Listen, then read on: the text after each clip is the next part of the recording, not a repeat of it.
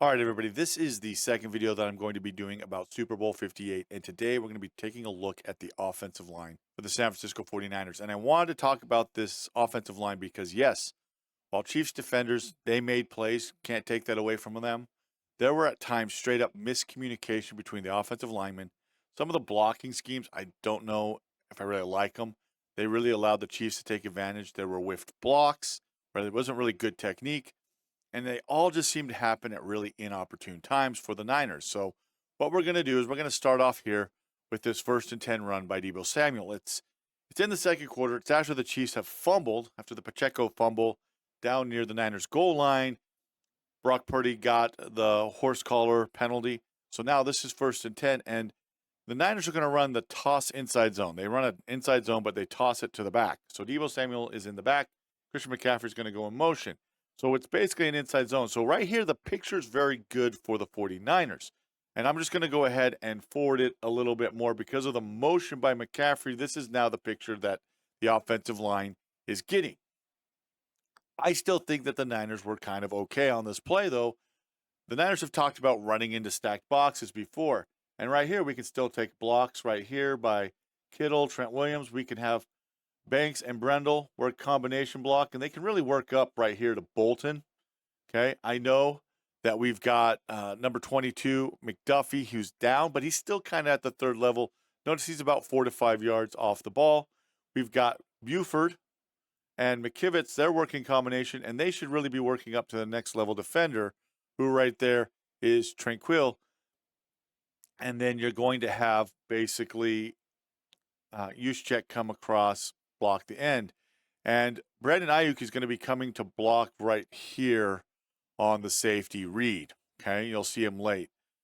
The 49ers, I think, still can get some good yards out of this play. Maybe not a touchdown, but we're going to run the play fully so you guys can see what happens where Pennell makes the tackle. I'm going to go back to just before the play.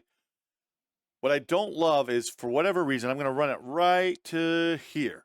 If you had told me that the 49ers are only going to get 1 yard on this play, I would have not believed you. Why? Because everybody at the first and second level is accounted for at this particular moment. When I say first level, that means those that are on the line. Second level is usually where the backers are. Third level is the safeties. So right now, you have blocked right here, blocked right here, blocked right here, blocked right here, combination block on Pennell. This should be a good play, but for whatever reason, and I don't know, Buford and McKivitz miscommunicate, and it's like they see McDuffie, and they are and Buford's like, "Oh, I got to go get McDuffie," and McKivitz is like, "I got the backer, Tranquil. He's right here. I'm going to climb up to him," and there's a miscommunication because there is no reason that Pennell should be the one in the hole, not getting blocked, right? Deebo's read, he's reading right here. If he's got it, he's going to take it. If not, he's going to take the cutback. Banks basically holds Jones out. That's a win. And right here, you should get some yards. This should be at least a 4 to 5 yard gain right there, but it's not. And that's because of miscommunication between the backside of on this play between Buford and McKivitz. And I don't know why, right? You always want to stay on the first level defenders, because if you don't, they're the ones who usually hold a play to being like no gain, 1 yard gain, or a loss. And that's exactly what happens. This becomes a 1 yard gain for Deebo Samuel, and instead of being a 4 or 5 yard gain. And look, if Deebo Samuel can cut all the way back off of the block on that double team because the Chiefs players are flowing so hard, you might have even had a bigger game, because here comes Ayuk to make, I don't know why my video's acting that way, guys. Here comes Ayuk to make the block, and it would have been him against Snead. Now, Snead probably makes a tackle. Snead's a pretty good tackler. But still, again, 4 to 5 yard gain, because it just is the difference. So now it would be 2nd and 6. Instead, it's 2nd and 9. So now let's go ahead and take a look, though, at the next play, because on the next play, it's a Christian McCaffrey outside zone. So let's take a look at the box right here. This one's even cleaner than the previous box, and I thought the 49ers could still get gains on it. We're going to have outside zone. We're going to try and reach up right here to Tranquil. We're going to have a Buford. He's going to work up to Bolton. We're going to have McKivitz. He's going to try and reach cut off the backside against Chris Jones. Kittle, he's going to work up, basically. The boot by McCaffrey will hold the backside. And Juszczyk is going to lead up for Force to help out as well, if there's anybody there. And I want you to watch the play, because Chris Jones is going to get this against the cut. There's nowhere for McCaffrey to go. It's no gain. Let's go back again. And I just don't love McKivitz here. That one arm, that's just way too simple. For a player like Chris Jones to just punch one arm at him like that. Notice that he beats Chris Jones to the spot. And the reason I'm pausing right here is I want you to see he's beat Chris Jones to the spot. But he's just putting one arm up. And he's a little bit ahead of Chris Jones. So he's allowed Chris Jones to kind of just now swipe that arm away, swim underneath, get underneath him, not swim underneath, get underneath him, and then close down the gap. And look, the read for McCaffrey is the right read. McCaffrey's making the right read. The problem is Chris Jones has made a good play, but also McKivitz has done a terrible job. That's a whiff block to me. That's not just, you're not just getting your butt kicked. That is, I just missed the block. And so you're seeing right there that happen. And so it's no gain. And then on that drive, the next play, Purdy gets sacked. And instead of it being 3rd and 1, like it probably should have been, or 3rd and 2, where the Chiefs have to respect the run or the pass, probably change the play call and keep the drive going. That drive stalls out. And that's potential points lost. Like I said, you've been kind of dominating. And it was that kind of way.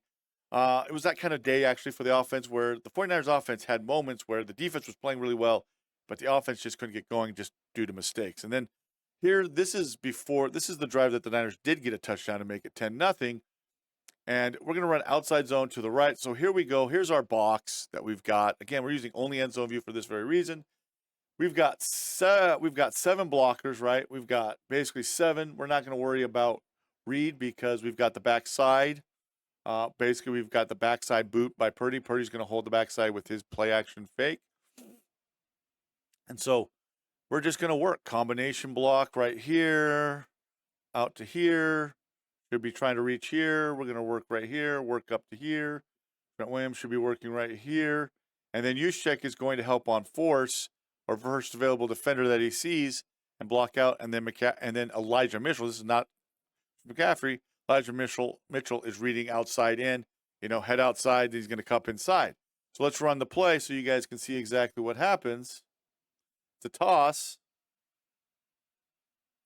And Chris Jones is able to beat Buford just to the point. So this is Chris Jones making a play. What I would have liked to have happened, and I'm just going to be kind of nitpicky about it, I would have liked to have seen McKivitz kind of punch his left arm out just to help out real quick as he's going, but I know that's asking a lot. This is just a good job. I don't think Buford's feet were very good here. I think his feet stalled. His feet are not moving. They're not going. Still watch. They're still going, but his feet, I think, are a little too close is what I probably should be thinking. Notice how his feet are so close. Chris Jones is a beast. I think McKivitz probably could have helped out, punching a little bit to help out before going to the end. But he doesn't. And as you can see, what should have been a good gain is not. You can see there the hands to the face by Snead on Aiyuk. This is the play where the penalty occurs, and it gets the Niners down there, and they get into the red zone. But this could have been, put the Niners really behind the sticks if not for that penalty. So it was moments like this, again, where the Chiefs, and it's one player, everybody else has got something blocked. One Chiefs player makes a play, or maybe you have just kind of a whiff block or miscommunication where something could have been good for the 49ers in the run game, and it wasn't. So I wanted to talk about, I'm not going to go through any more run plays, but I just wanted to highlight these 3 because it just gives examples of all these different things with regards to what happened in this game. Let's go take a look, though, at the passing game, because there's 3 plays in particular I want to talk about with regards to the pass game for the 49ers that really stood out to me. All right, so here's the first pass play that I wanted to go ahead and take a look at with regards to this game, Super Bowl 58. And I want to just use the end zone view because we're just going to take a look at the blocking up front, because this really kind of will show exactly what it is that I mean. This is the play immediately following the interception in the 3rd quarter by the Chiefs. So the Niners are in plus territory. This is their first play of the 3rd quarter. And what you're going to get is you're going to get a play action boot to the 49ers right. Which McCaffrey's going to sell that he's running outside zone to the left.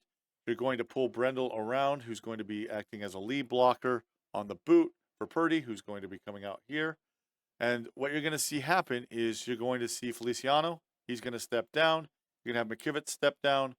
Juszczyk is going to sell like he is run blocking. He's going to step down, and then he's just going to come sit right here. And for some reason, Aaron Banks is going to step down with Chris Jones, okay? Now, I don't know if this is a design of the play. That's why I say there were some blocking schemes, and if this is the blocking scheme, it really allowed the Chiefs to take advantage because Chris Jones is going to come right here. I think Feliciano can pick up Chris Jones because, remember, he's working into the gap that Brendel is leaving, and he can be the one to pick up Chris Jones. But Banks steps down with him, and then they have Trent Williams, who's kicking out to the end. Well, the problem here is Chenal, right here, number 54, he's going to immediately shoot the gap between Banks and Williams, and because it's a play-action fake, Purdy is still kind of in his fake, having to run away from Chenal, who's going to chase him down from the backside, and Purdy has to throw the ball away. See? So here he comes. There is like no time, no way to read. It's a throwaway. So let's go back to it. I don't like this happening. Now, again, I don't know if this is the design or Banks made a mistake. Now, I have my own suspicions. Keep in mind that this blocking scheme that I just showed you, keep in mind for that because you're going to see it again, only flipped on the offensive line. I think it's designed. I don't love it.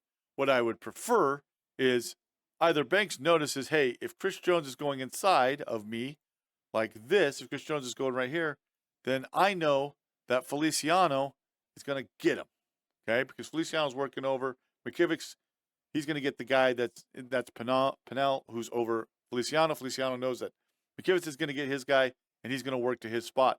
And that way, Banks, because Chris Jones has gone right here, he can step out right here and block, and then you got Trent Williams blocking that way. That's how I would probably want to have done it. That's how I'm thinking about it. But, and that way, in case Chenal decides to blitz instead, and Chris Jones goes out here, and Chenal comes inside, you've got Feliciano for that spot, okay? That's taken care of, right? We want to force everything away. So that's one way to do it. Or the other way to do it is you're going to have Trent Williams step down into this gap. If you're going to have Banks just step down into this gap to help seal it, no matter what happens, you're going to have Trent Williams close down as well and then fan, right? So Trent Williams is going to step down. If no one comes, then fan to block the defensive end, okay? Someone comes, he can pick that up. We want to make this guy who's way out here, outside of Kittle, he's the furthest away, make him go that way. And then you've got McCaffrey who's coming across. McCaffrey can also kind of help hold him because he has to respect that McCaffrey's running. He's got further to chase, all those types of things. But instead, they leave it open for Chenal, like I said, who's going to go ahead and he's going to just shoot the gap. And Banks turns way too late, and it's an incomplete pass. Like I said, remember that protection because you're going to see it again. But let's go to the last play of regulation for the 49ers. It's that 3rd and 4. And we're just going to run the play so you can remember. I think Purdy does mess up here. He mentions that he's supposed to be reading 1 to 2. He should be looking inside to outside on the double slant. He does not.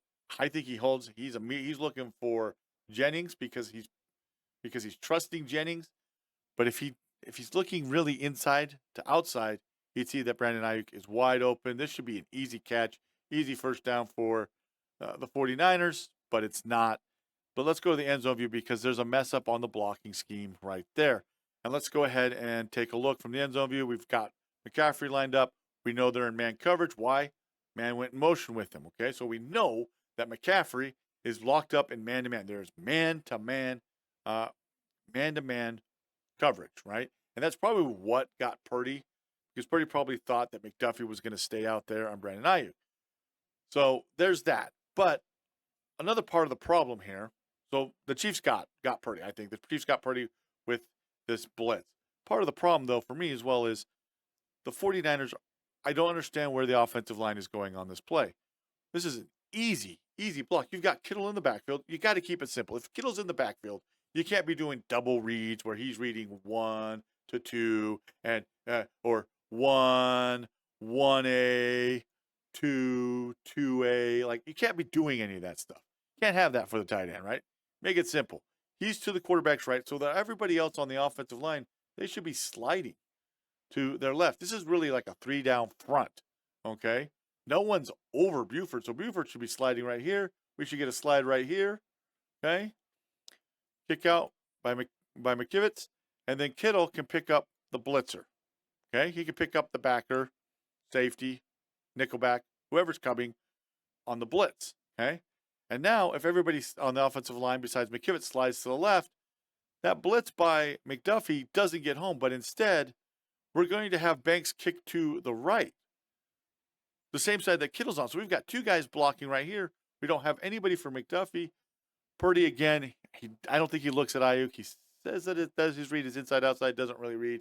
And it's an incomplete pass because McDuffie gets in his face. So this is, I think, is just a miscommunication. But that's even worse because it's coming out of a break.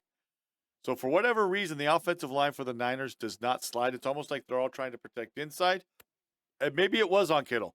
Maybe Kittle is supposed to look. He sees that everybody's got it, so he's looking 1 to 2. But again, I don't love that idea. You're relying on a tight end for that. But somebody's at fault. Maybe it is. The offensive line is doing what they're supposed to, and Kittle's supposed to have come across if he sees that Banks is kicking to the blitzer. But the reason I say that is because, you know, number 27 for the Chiefs, Connor, he is inside the defensive end. So maybe Banks is saying, thinking I got him, right? They're thinking, okay, we'll go right here, go right here, go right here, go right here, go right here. But then again, like I said, you got to rely on Kittle being able to say 1 to 2 and making sure that he is looking across. And Kittle doesn't even do that. Like, watch Kittle's eyes. He doesn't even do that. So miscommunication somewhere by the line and Kittle. I personally would have liked just a slide. If you're going to use Kittle in the backfield, then keep it simple. So that really hurt. 49ers should have gotten that conversion. Could have ended the game. Walk-off touchdown. You would have had a really good time. Now let's go to the 3rd and 4 in overtime. So this is another one that I want to talk. And remember remember that blocking scheme from the first play of the third quarter? Remember that? And I said, keep an eye on that. And everybody was shocked that the 49ers left Chris Jones open. Well, let's take a look at the end zone view. Because remember, I said it's going to be the same scheme except flipped. And guess what? It is. Okay, we're going to have Brendel go across, and he's going to come out here to block. We're going to have Aaron Banks step down, Trent Williams step down. And again, that's why I say I think it is part of the scheme itself for the 49ers is Buford's going to step down. Okay, and McKivitz is going to kick out, just like what happened on that 3rd down play that occurred at the beginning of the third quarter, the first play for the 49ers in the third quarter. So again, not a big fan of it. Not a big fan of it because you have two guys basically going into one spot, and they're just, So again, because Chris Jones is outside shade, I would have preferred that Buford stays out here. McKivitz stays out here. Okay? I know that Reed is shooting. Reed is coming. Reed decides is coming, right? But what you can have happen is, once again, you have, and remember I mentioned it, you would have Banks coming across. You would have Trent Williams coming across. Brendel, he's come out and blocked right here. You probably have a good shot at it. So let's watch the play again from the end zone view so you can see, right? So Bolton's picked up by Banks. You have Buford, who would be on Jones. Again, I would have preferred, honestly, guys, to just not even have the end kick out.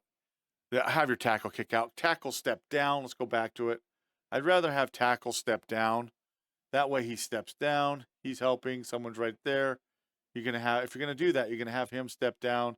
Now he can pick up Reed Chris Jones is being picked up by McKivitz. And again, it's the end who's, by the way, is getting chipped by Kittle on this play, who's got to go all the way around. Totally different situation. And like everyone said, that would have been a touchdown for the 49ers. So don't love that scheme. Didn't like it. And I know that a lot of people like to talk about how the Chiefs really confused the 49ers. There's a lot of that truth to that. But as you can see, there's just some scheme issues, some blocking scheme, just some misses, and also just some miscommunication that led to also mistakes by the 49ers because there was ways that they had plays against this Chiefs defense. So not to take away from the Kansas City Chiefs. I don't want to take away from them. I just want to point out that if you're a 49ers fan, there needs to be some fixes to the offensive line. They really got to work on their right side. I think there needs to be a look at who they can bring in for that. If they can do that and not break the bank, they could have a good chance going forward. But the time is running out for 49ers in this particular window. And there's some things that I think this need to be worked on with regards to that. So hopefully you enjoyed this video. Hopefully you enjoy this type of content. I like doing these breakdowns, talking about it, going through it with you guys.